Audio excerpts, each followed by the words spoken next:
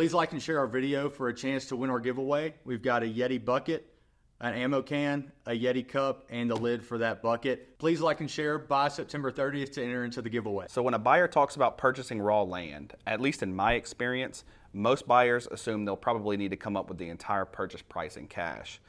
So for the buyer out there that wants to own property one day, what does a typical land loan look like as far as the terms go? A buyer can expect to pay 15% down plus closing costs. As with Farm Credit, our maximum loan to value is 85%. So essentially you've got the purchase price or appraised price would be 85% is the amount we can lend up to on our loans. So Alabama Ag Credit is a financial cooperative. I had no clue what a cooperative was when I first got into the business. So what exactly is a co-op, and what are the benefits of joining a co-op from a buyer's perspective?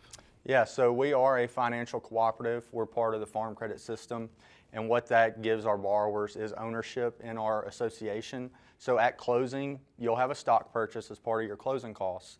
That buys you into the cooperative, and annually, we will pay you back a portion of the interest you paid each year.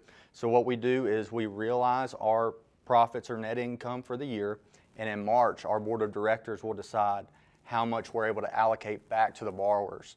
And so we've historically been between 95 basis points to 100 basis points on what we give back. So that decreases the borrower's net cost of borrowing by close to 1%.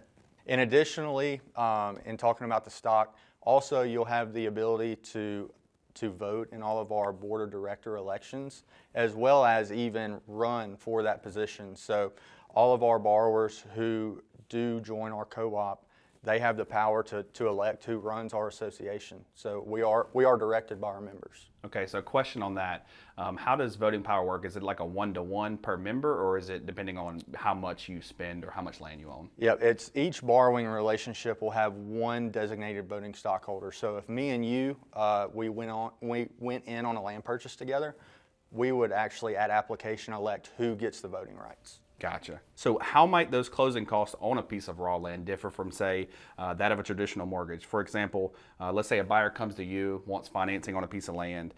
Realtor commissions aside, what things can they expect to pay as far as closing costs when it comes to, say, like a 3-acre home site? So yeah, and talking about closing costs associated with land loans, there's only a few actually different costs associated. So you've got origination, which obviously varies by deal, but up to 1% of the loan amount. Stock purchase, which is $1,000 if your loan amount is over $50,000. Your max stock purchase in the association is $1,000.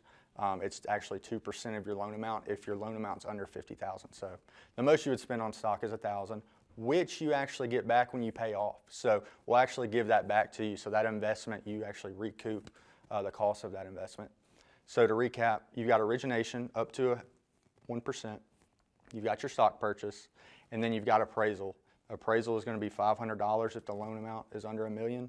It's going to be $1,000 if the loan amount is over $1 million. Along with those closing costs you'll have with the loan, you can also, as a buyer, you can expect to not pay mortgage tax. Because we are a government-sponsored entity, we are tax exempt, so mortgage tax is $1.50 per $1,000.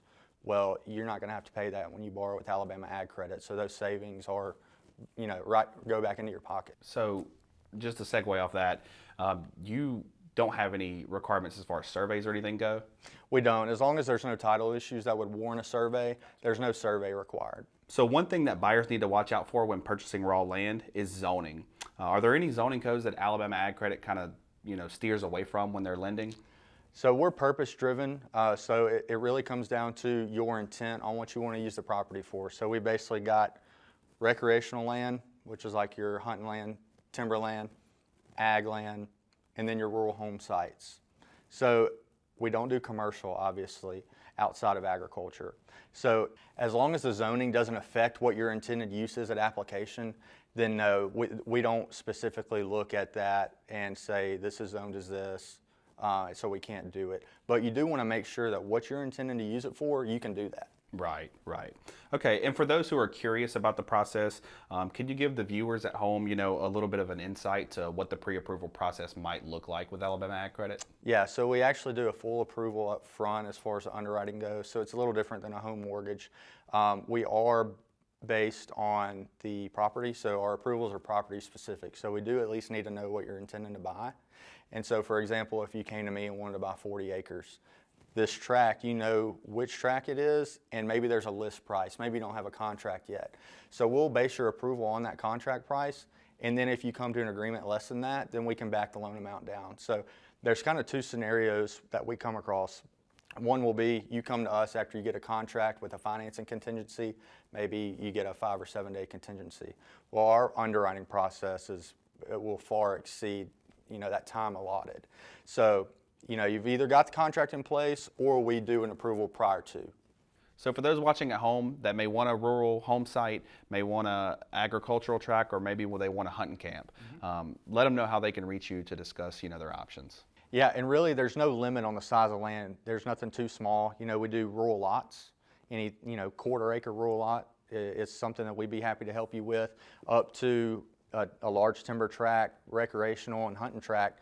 I think there's a misconception on maybe you have to be buying a big piece of property, but we're here to help people that are wanting to buy a lot to build on, anything up to a large hunting camp. Yeah, so once again, my name is Drew Milligan. I'm our Vice President Relationship Manager of our Gulf Coast office. We'd be happy to help you. Please feel free to reach out to me, 251-259-6963, or stop in, come by the office. We'd love to chat with you.